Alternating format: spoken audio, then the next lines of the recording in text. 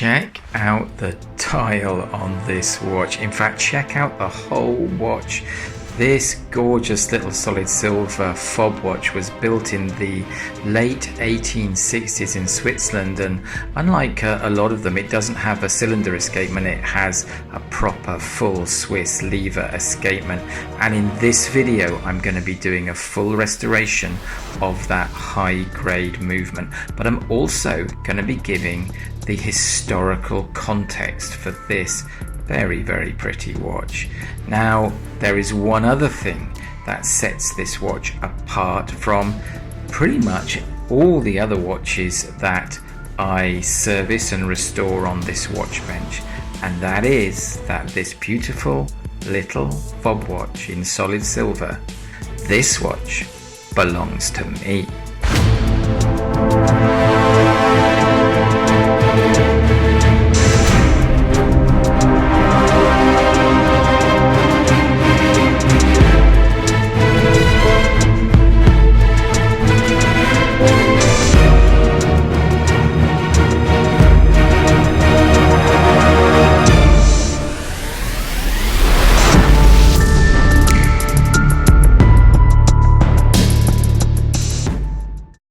And I have brought this gorgeous little watch that I actually own up to the fort here in Pemberton. And if I get it close enough to the camera there, you might just be able to hear it ticking away.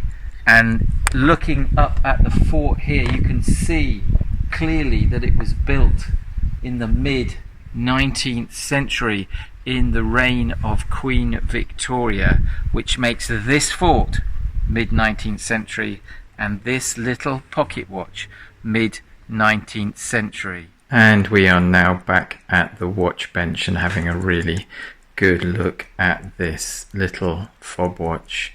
And as you can see, the case is very ornate and in solid silver. It does have these little bits of applied gold though. You can see here just where we open the back, right, let me get a pointer, hang on, where we open the back up right here, we have a little bit of applied gold, which is a really lovely little touch, I think, and also on the hinges here. And opening this up, we see this utterly gorgeous inscription here, and I'm going to deal with that in a little bit more detail, he said, knocking the tripod, in a while. Let's go back and look at the dial, because this is, as I mentioned at the start of the video, I mean, that's just totally exquisite. I'm going to come in a bit closer now and just to show you the work on this dial. Okay, I mean, the amount of detail here, and coming even closer, and it's pixelating a little bit there, but you can see the engraving and the gilt work there, and we've got the blued hands, and you know, up close it looks great, but even from a distance you get that kind of really ornate, high quality feel to the watch. And of course you get that really lovely sheen on the solid silver lid there, where you can see the reflection of the dial there. So, you know, that is really, really lovely. So let's just have a little look at the back. There's the inscription. We're going to look at that in more detail. This is the business end, and here is the movement. And I'm just going to dwell on this for a little. Let's just reorganize the camera there a bit to point out some stuff here and maybe come in a little bit closer. There we go. Now, you know, when you've restored one or two pocket watches, you get a feel for one that is, you know, just really nicely configured. And the balance on this pocket watch, which you can see oscillating there, is just really, really bang on. When you wind the watch, the first thing, you know, you knock it at all, it wants to go. everything is really, really precise. Also, something that I quite like, there are not too many winds on the hairspring. So as you can see, the gap that you've got, and I'll just come in with a pointer here really carefully, the gap that you've got in between each spiral on the hairspring is quite wide, and you know, it's kind of like a really lively, springy hairspring. And you know, as a result, when you've got the power coming through the powertrain to that hairspring, and we've also got a really nice, and we'll deal with this a bit later, counterbalanced pallet fork there in steel, escape wheel in steel, as you'd expect. And you can just see at the top of the frame here, underneath this jewel, the top end of the, I'll just say this jewel here, that one there, the top end of the pallet fork counterbalance, which is something you don't often see, but it means the apart from anything else, that the pallet fork is nicely weighted in the jewel there, and the result is, you know, this is a vigorous movement. It's a really feisty movement. I get the feeling that, you know, you set this movement off, and bearing in mind, look at it, it's covered in dirt, and it's still going really well, although the amplitude isn't as high as it might be. I'm currently reading about sort of 160, something like that. That's what the time graph is telling me anyway. I'm not sure I can believe it. It looks more than that to me, but yeah, really, really feisty movement. It is, however, full of dirt, and also the regulator is totally ineffective. And let me just see if I can show you this. If I just turn this round here and then bring that into the center of the frame, okay, and then we're going to come in even closer, pop. You can see here in the center of the frame, and I'm going to get a pointer here just to point this out without hopefully mangling the watch. Try and get this in focus. Got to be a little bit careful here. Okay, so where the pointer is currently just going there, you will see the two regulator pins. Now, the idea of those pins is that they trap the hairspring, and as we move the regulator arm, it has the effect of elongating or shortening the hairspring, which affects the rate. But as you can see, the hairspring is completely, they're splayed out, those regulator pins, and the hairspring is completely free to move, do whatever it likes in there. So they're having no effect on the regulation at all. And the result is that this watch is currently losing about an hour a day. So it's really, really feisty. It's a lovely movement, but it is losing an hour a day. So what we're going to do is we're going to clean this movement. We're going to sort out that regulation, those regulation pins. If you look, one of them actually has been reasonably inexpertly put back. I mean, one of them broken at one stage. If you look at the top here, you can see that the top of one of these pins is protruding out a little bit longer than I think would have come out of the manufacturer. So we're going to sort that issue out and make this movement really, really, really nice. And yeah, that's the job with this watch, and see if we can get it telling really accurate time. And now let's just have a little look at that inscription. And just now focusing in then on this really very, very lovely inscription on the back of the dust cover. And prepare yourselves for some really, really terrible French, because at the top there it says remonteur encre ligne droite, and that basically says that it's keyless, it's wound from the crown, that's the remonteur bit, and then the encre ligne droite means that it's a lever escapement essentially. And then it's got 15 rubriques. Vive la France, my French is terrible. That's 15 joules, right? Because they are rubies. And then we've got the watchmaker's name, as you can see there, and that is a Mr D Borgeat of Geneva, and he won Medal of the Class #1, the first class. And it's just coming there. You can see that that medal was won at the Exposition of 1867. Now, guys, that was the World Fair, and that took place in Paris.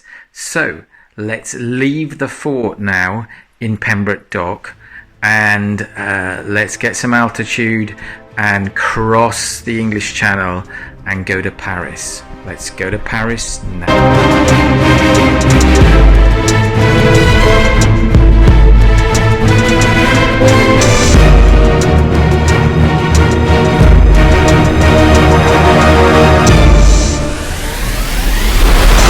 So we can see, thanks to Google Earth, exactly what Paris looks like today, and there's no mistaking that we are in Paris. But what did the same part of Paris look like in 1867? So let's wind back the clock now, and there you can see that this part of Paris looked very, very different. This whole area has been set up for the Paris 1867 Exposition. Now, the first World Fair happened in London in 1855, and this one 12 years later was in Paris. And you can see, guys, I mean, look at the beautiful setup that they've got here. These guys had the best time. It's like Legoland on steroids, except, you know, it's actually interesting. So the statistics about this fair are eye-watering. There was over 50,000 exhibitors at this fair from, I think they categorized it into 10 categories, amongst which was kind of engineering and arts and agriculture, all that kind of stuff. There were somewhere between 10 million and 15 million visitors to this fair, and it opened in April, the 1st of April in the year, as I say, 1867, and closed on the 31st of October. So really, you know, in the warmer months and the drier months of the year. But that's quite a long opening period. Now, you know, just look at this map again and the layout of it. It is absolutely amazing, and I think you can see a structure which is like a little a mini Eiffel Tower, and I think that was one of the exhibits that came over from the United Kingdom. Anyway, I think it's quite prophetic because it kind of looks a bit like a Eiffel Tower, and I wonder how many Frenchmen stood there and thought, do you know what? We should build a really, really big one of these here, and then cracked on and did it. Vive la France, I say. Guys, in amongst this lot, from Geneva, came our watchmaker, Mr. Borgeat, and in amongst the exhibitors here, he showed his works and won a first-class medal for his works, which he's proudly then put on the inscription on this watch. So yeah, bless him. That's a massive, massive achievement. And when I work on this watch, you know, this guy definitely deserved that medal. It's a beautiful, beautiful watch. And, you know, these days, guys that make watches like this, we would call them master watchmakers. So let's get back to the watch now, because it is ready to go into the ultrasonic cleaner. And we have the whole movement disassembled now. So there is the crystal and the bezel. Here is the dial and the 3 hands, and one of 2 dial retention screws. I don't know whether you noticed, but the top one is actually missing, so I'm going to have to fabricate one of those downstream. We have the stem, the crown, the winding pinion, and the clutch. and then in the middle of the frame there, the cannon pinion, the hour wheel, the minute wheel, part of the motion works, and also the pusher for the setting lever. Then we have the main plate there, and then coming across here we have the center wheel bridge, its 2 retention screws, and the third wheel. Then we have the fourth wheel and its jewel and cock. We have the escape wheel and its cock. We have the let's try and get that a bit better, the main barrel with, I'm just coming a bit closer there, as you can see the stop works on there, which is nice to see. Let's come out. Then we have the ratchet wheel with 3 retention screws, and above that the click spring with its 2 retention screws, and then to the right of that in the center of the frame now we have the click itself, which is made, as you can see, of 4 components, and the crown wheel, which is 1, 2, 3, 4, 5, 6 components.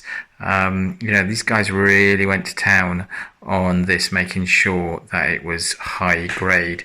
Then we have the barrel bridge and 1 retention screw. There should be more there somewhere. Hang on, let's just see where the other retention screws are there. And there they are.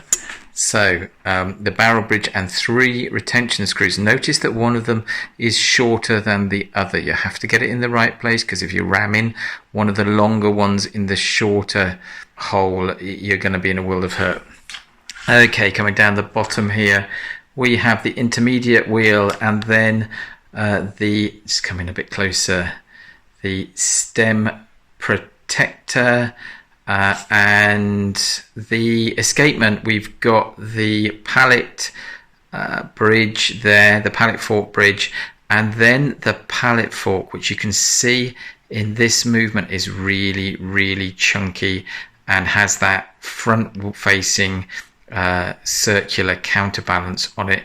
This is an amazing pallet fork. It is really businesslike, and shows that the watchmaker was really keen in making sure the escapement was robust. Then we have disassembled the balance, and because we're going to have to get in there and sort out the regulator pins, and also gives us an opportunity to look at the jeweling on the balance as well. As you can see there is the capstone and its 2 retention screws. And over on the staking tool now I have got the regulator arm, which we're going to do that little fix on. So the last thing then is, that is a very mucky lid release spring and its retention screw, and then of course we have got the case right there. So that's a good skip through the movement. Now let's turn to the regulator arm. And there we have the regulator arm on the staking tool, and what we're going to do, if I just come in a little bit closer here, we're going to re-rivet the one of those pins in there, which, as I said at the start of the video, wasn't done particularly well. I'm not actually going to film that because I don't have enough hands, but essentially we've got the staking tool there, and we're just gonna very lightly tap onto that brass pin just to seat it in there better, and then we've got to close up the gap a little bit so that the regulation can actually become effective. And there is the main plate out of the ultrasonic cleaner there, and looking really fine, as are the other parts of the watch, which is all ready to reassemble now, which is what I'm going to do in part 2 of this video, where we'll also learn a little bit more about our watchmaker Mr Borgeat, and or at least hopefully if I can find some stuff out on him.